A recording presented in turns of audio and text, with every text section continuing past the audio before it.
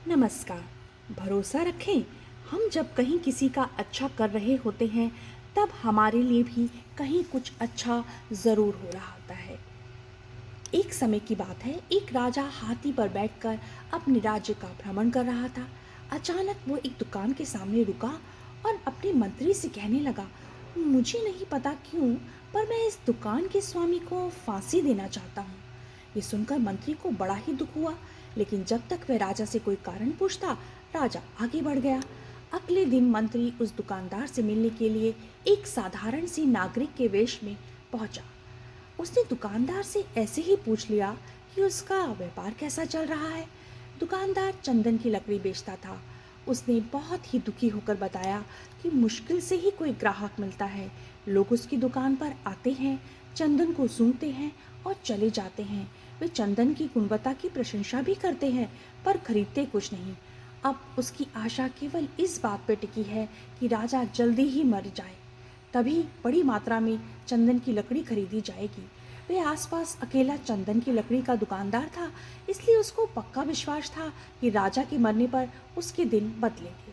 अब मंत्री की समझ में आ गया कि राजा उसकी दुकान के सामने क्यों रुका था और क्यों दुकानदार को मार डालने की इच्छा व्यक्त की थी।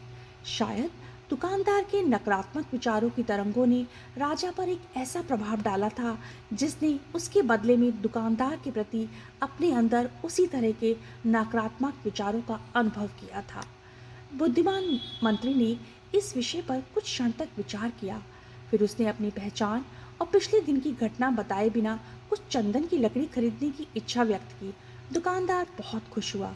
उसने चंदन को अच्छी तरह से कागज में लपेटकर मंत्री को दे दिया। जब मंत्री महल में लौटा तो वह सीधा दरबार में गया। वहां राजा बैठे हुए थे और सूचना दी कि चंदन की लकड़ी के दुकानदार ने उसके लिए एक भेंट भेजी है। राजा को बहुत ही आश्चर्य हुआ। जब उसने बंडल को खोला तो उसमें सुनहरे रंग के श्रेष्ठ चंदन की लकड़ी और उसकी सुगंध को देखकर उसको बहुत ही प्रसन्नता हुई।